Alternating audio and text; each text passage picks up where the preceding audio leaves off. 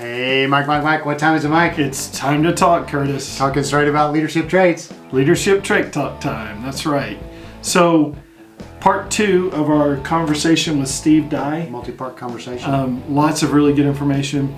I think he's a great leader. And yeah, stay tuned and as you listen, think about how you can apply the concepts that he's sharing across the board in any leadership position. Any realm, that's any right. Realm. Yeah, that's right. Thanks. One of the first things I did in Grand Prairie, I brought an array of community leaders in from every segment of our community and population. I had identified those folks and I said, look, guys and ladies, at some point in time with 200,000 population, we're going to have a potentially controversial incident. It's going to happen. Right. I just knew it. I said, so if the first time I'm calling you is after a controversial incident, then we've already lost the battle. I want to get to know you. I want you to get to know me. And so when that day comes, we've established a relationship, we've developed trust. And I told them, I'm not expecting you to say that what we did was right. I'm not expecting you not to ask the tough questions. The one thing I'm going to ask of you is please help me in the community hit the pause button. Right. And it was so funny. It was about 7 years into my administration, and that very incident occurred. I brought them all in the very next morning, and I explained what I knew. I told them I was going to get them the information that I didn't know as soon as I had it. And you know what they did, guys? They hit the pause button. Yeah. We had no protests. We had no riots. It was actually really a thing of beauty because we had gotten to know each other and we had become very close. We didn't always agree, right? But we respected each other. Yes. And I think that's part of the problem we're seeing throughout our country is we're just lacking some respect in different situations. Right. And certainly people, they don't even know what a pause button is, right? Mm-hmm. If something happens, they want to accelerate instead of pause. That's such a great strategy, Steve. Well, look, I'm disappointed in many of our national leaders. Leaders should calm emotions, bring a balanced, intellectual, thoughtful approach to solving a problem, and work towards unifying. I see many of our national leaders, all they're trying to do is divide. And let me tell you, I have many friends in the media, and they have a very important job to do. But it seems that many outlets now just want to be the first ones out there. Instead of really researching what's going on in some of these situations, they just want to be first with whatever the initial information that they get is. Well, a lot of times that initial information is either incomplete or incorrect. Well, that then becomes the narrative.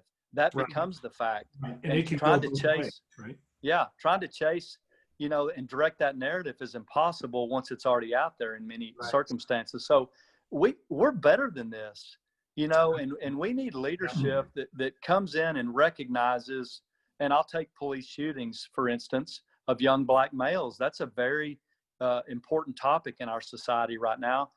Most of these situations are very complex.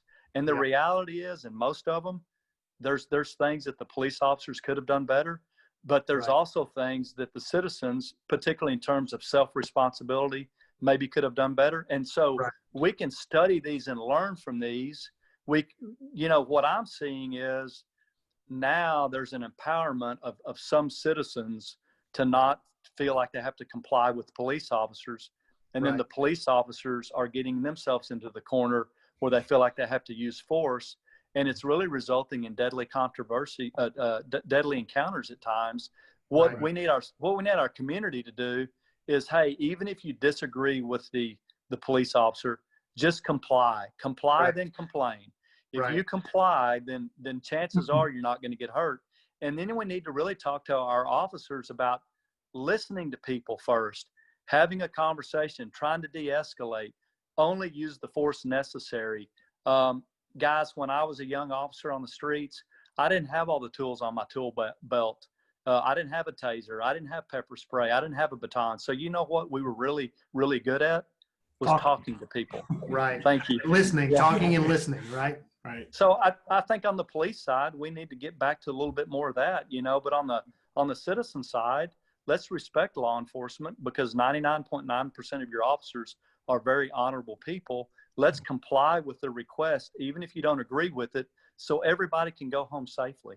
Right. So I love that, though. We talk all the time about leaders improving their organizations, and a lot of it is about listening. And you're saying that both ways, and I think in our society, to your point, Steve, it's this tension of, I don't care what you're about to say, I'm angry and I'm going to stay angry. And it's this rage. And then we have this gasoline being poured by the, news outlets, certain leaders, and it's just become this a fire. And you're leading a community, Steve. You've got a very large department of people, I'm sure, and they're out there interfacing with the public. What messages do you give everybody? Because it's not just the police; it's the city employees. It's the representation of the city that you're leading. So what do you instill in them? Well, I think, first of all, what I always try to do is make sure that the employees know that what they're doing is honorable, noble, and very important. And it doesn't matter if you're in the police department, fire department, public works, parks department, it doesn't matter. Everybody contributes to helping the quality of life in the community. I always remind them, we got into the public service business. Our job is to serve. We're servants. And what is important to our community is the priorities that we should have. We don't have our own agenda. We work to help either maintain a high quality of life for our citizens or help them improve quality of life. We want to be legitimate. The way that we can legitimize ourselves as public servants is listen to people. When you're talking to people, don't already have your mind made up or be thinking about what you're going to say. The people need to know that they have a voice, and that we're not going to make decisions, particularly in law enforcement, until we've heard them speak. And I always use the example, you're going to go to the same family disturbance, thousands of times in your police career. But every time you go, it's actually seems like the same call, but it's not. Right. And the reason it's not is there's different people involved each time. And just because you think you know how the story's going to end, it may not end that way. So I want our folks to listen to people and understand what they need and hold them accountable, whether it's violations of the law or inappropriateness in other areas of our city operations. We got to hold them accountable. We can do that respectfully. I just think you're right. Everything is so emotional, and social media has not really helped. Right. People get on social media, they feel like they have to immediately pick a side, left or right or whatever the case may be. And it's really destroying the thoughtfulness of communicating with each other that we once had. So I think, Mike, the answer is just continually talk to them about what our mission focus should be, and that is serving the public very ethically and listening to the public that we serve, because we are there for them. And then I think as a leader, you've got to make sure that you maintain that environment for them. They're seeing a lot of difficult and negative things outside. So when they're inside the walls, we confirm and reaffirm our value system. We always make sure that that's a safe space. And then we just talk about who we are and what we expect. And then, before long, that becomes your culture. And then everybody is talking in the same way. Right. Yeah. Well, Steve, what I love so much about this is everything you're saying that's applicable to your leadership position in the community is applicable to any leader in any organization. Yeah. I mean, they could take exactly what you're saying and apply it no matter where they are and have success as a leader. Yeah, absolutely. Matter of fact, go ahead. Guys, I think it's also some of the small things. We talk philosophically about leadership, but I think it's a lot of the small things too. It's like I told my assistant chiefs when I was chief, hey, if we come at 5 after 8 every day, then why would we think our employees would think that being on time is important? We Right. have to model the desired behavior. Look, leadership is both the most exhausting thing you'll ever do and the most rewarding thing you'll ever do. Right. But you're always on. You know, people are always watching you. It's like your kids. You can tell them over and over again what to do, but they're going to do what they see you do. Right. So, you know, it's the small things. It's the pleasantries. It's the accountability, the self-accountability. And you have to couple that with also having the right values. Right. Yeah. And we have the opportunity for those small things thousands of times every day. Yeah. Right.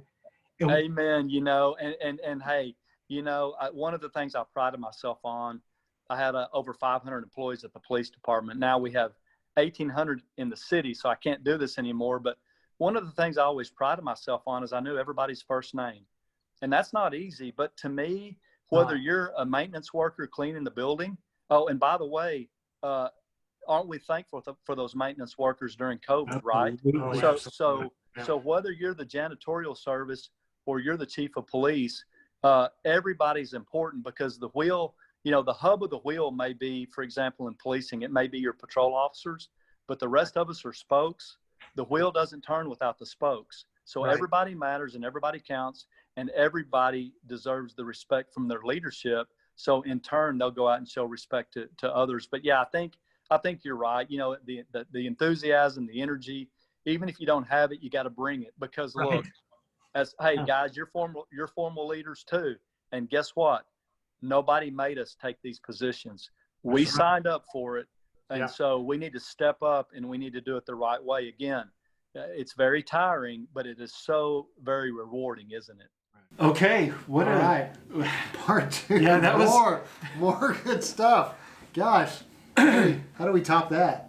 I don't know, but he needs to write a book. I say he should. Yeah, so it was really good information. Again, Leadership Trait Talk. If you find us on YouTube, or you can find us on any of the popular podcast platforms, please subscribe, and we always are looking for feedback. Give us feedback.